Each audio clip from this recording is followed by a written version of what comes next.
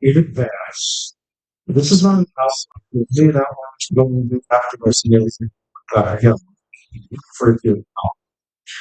And again, you leverage the logical flows that are embedded in IRAD. So here's a suggestion. Open a file, put your working title at the top.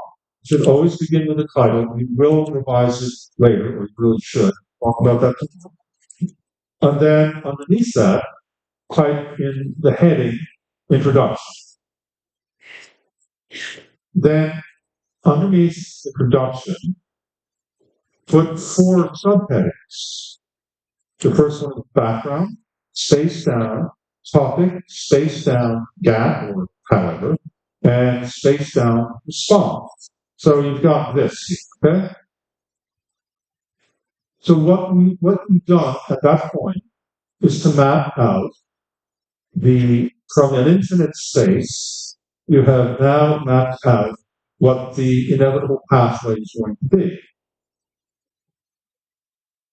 You're starting instead from the inside out, which is perfectly legitimate, that's the brainstorm, you're starting from the outside in. Both work. And in fact, what really works is the combination. Then, bullet point. You don't have to write sentences now. You don't have to think, oh, it's active or passive voice. Which past tense should I use? Bullet point. Key points on the background, on the overall issue. Remember, you're starting at a high level of generalizability, identifying, basic, descriptive statistics, burden on the population, then the specific topic, right? Highly invasive breast cancer, boom, and a brief review in bullet points of the most relevant literature. And sometimes I just put the name, the author's name, and part of the title, and then go, because I'm going to fill that in later. I don't have to write the whole thing down. The point is not to write the whole thing down. The point is to get something and to get this sort of generative outline. Space down, however. And then, therefore. And we know that typically we're going to have study design, we're going to have objective study design, population. 3 bullet points. There's your info. That is a framework for your info. I told you yesterday I'm going to provide you with a framework to help you improve and quicken your writing.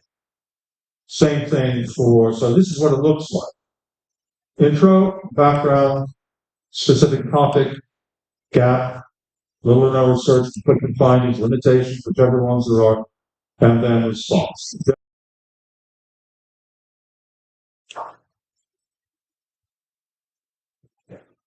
Methods. Okay, so we've got methods. So here I'm saying insert your B and C level subtext. So in writing and publishing, we talk about A level heads or level 1, 2, 3 heads. It's the same thing. Your A level or level 1 heads in an INRAD study are the major. That is abstract, introduction. Typographically, they should all look the same. Okay? If you're using, what do I have? I've got methods, initial cap, bowls for the A-level head. If I'm using that, then all my other A-level, level 1 heads should look the same. Okay? This idea of having these coherent subheadings that show hierarchy, visual hierarchy, is extremely important. So typically, actually, I should change this, because I wouldn't have for a B-level head, I wouldn't indent, but I might put it in initial cap only and then italic. And then after that, for the C-level heads, I might indent as well and underline. Okay? You should have a style that you like and that you can use consistently and that is clear with a clear visual hierarchy. So at least 3 levels. Technically, you can go to 5, but you never want to go there. That's way too much. So you put those in advance.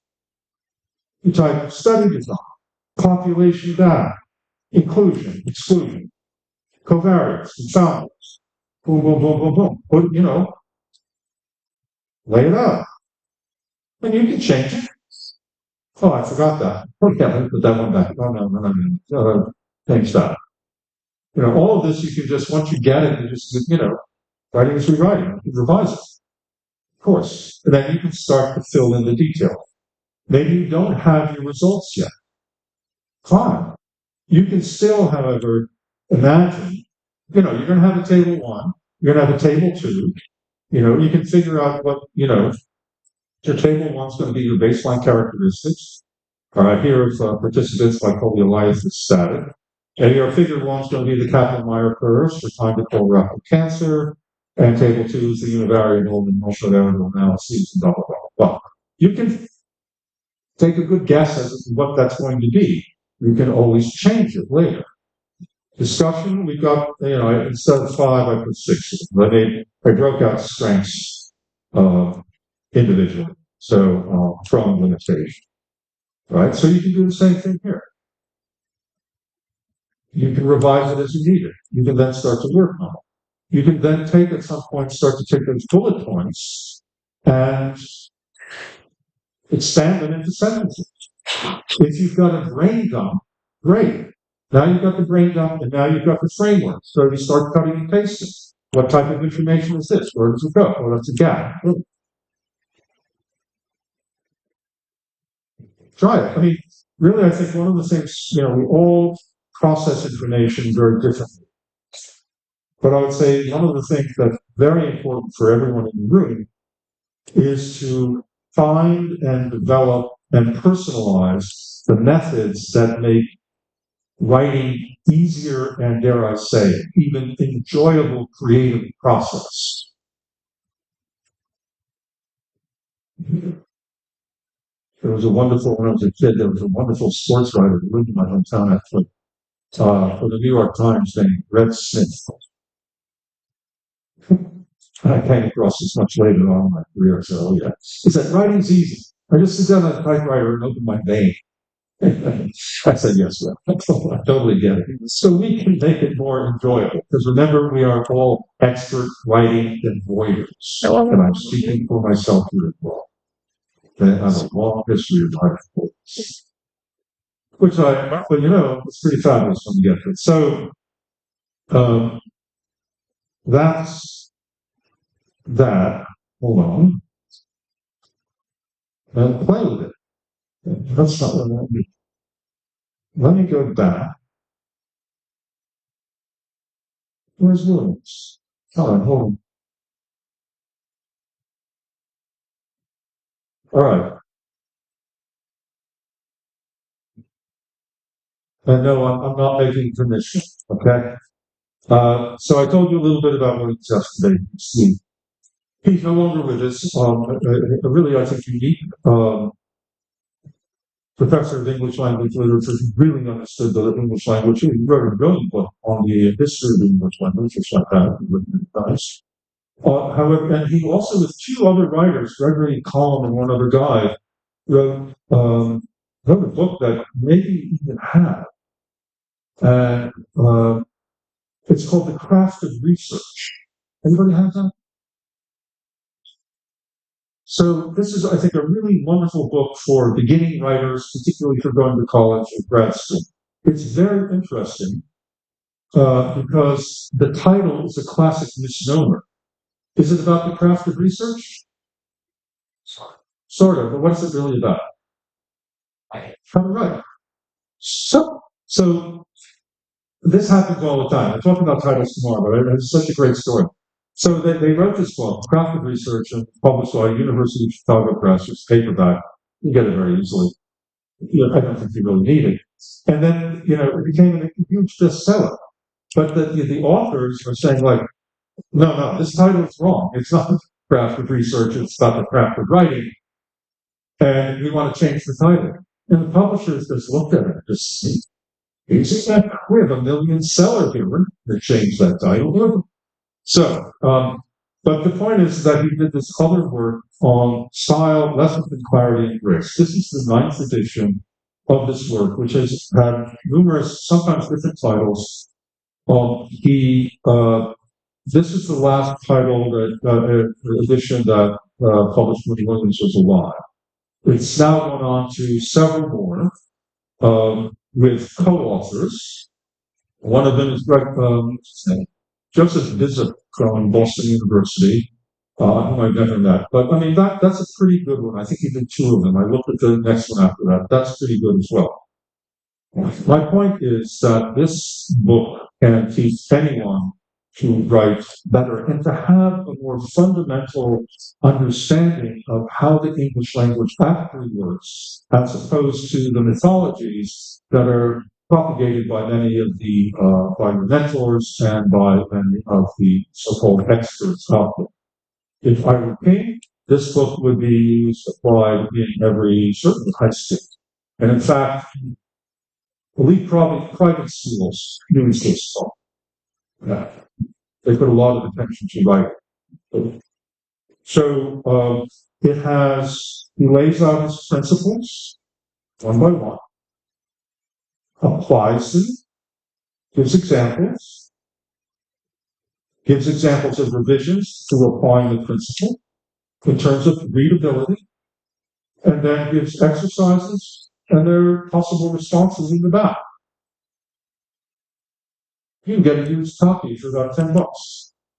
You don't have to spend $50, $70, whatever they get for the new copies. Now, Josh Kimmel, who I think I also referenced yesterday, is, if I recall correctly, is or was the chair of environmental climate sciences at UC Santa Barbara.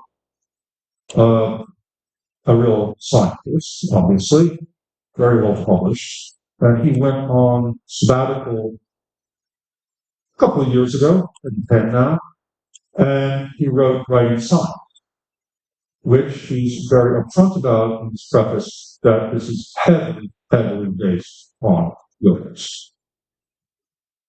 And in fact, he did something that I was planning to do in the day when I stopped teaching so much, which is precisely take some of Williams' principles and translate them into scientific work. But it's a fine work. The problem is that it's complex.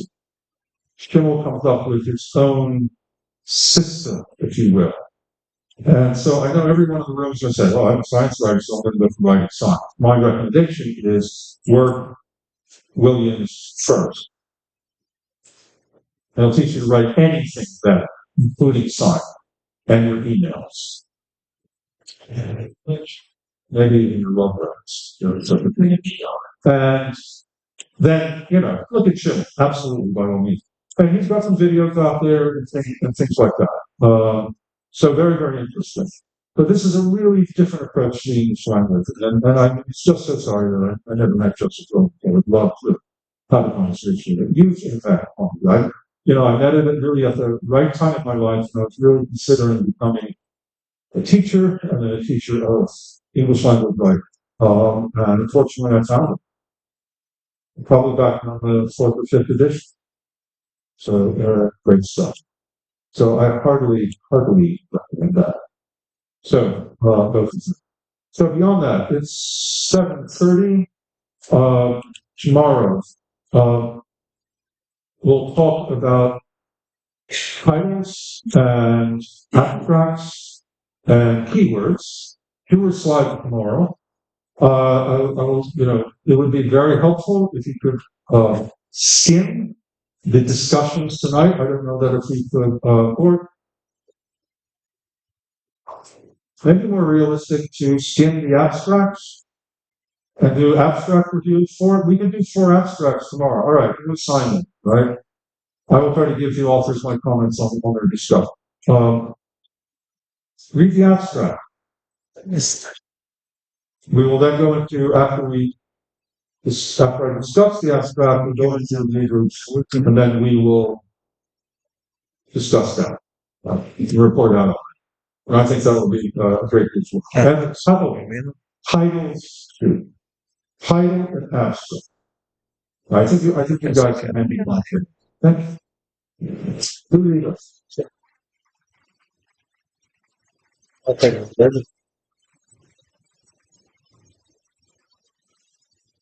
Thank you. You're Eu tô wonderful fazendo um people. código no notebook. Thank you for all the comments. Thank you for all the authors and No everyone notebook who para falar submitted work that we can possibly use. This use of real writing makes it real. Can't do it without it. Thank you. Have a good dinner. Bon appetit.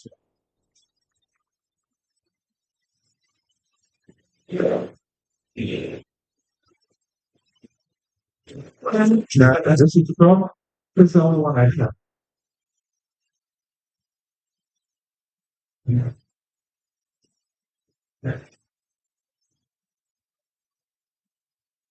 So, in fact, like that, better supported.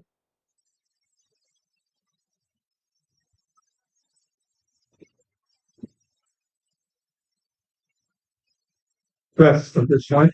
So tomorrow, yeah. So now, I've got to have this up here so it's status for the Eu só tô querendo tirar Wow. a Wow. dúvida da Oh, no. This is enough. como é que eu vou falar que você disse. Good fun. Right, city on. Good.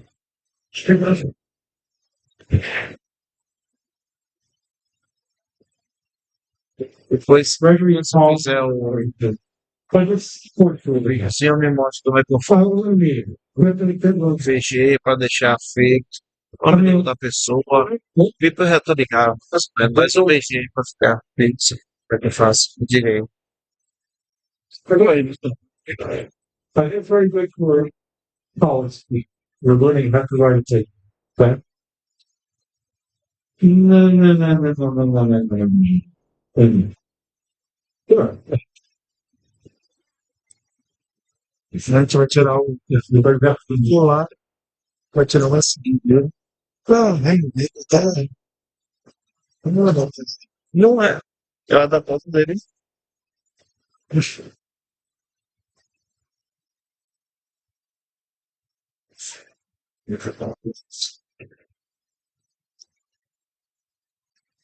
O dele é grande, né?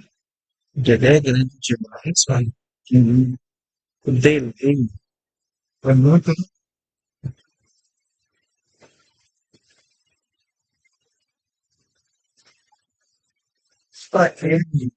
Ele tá indo dele, ele tá só. Ó,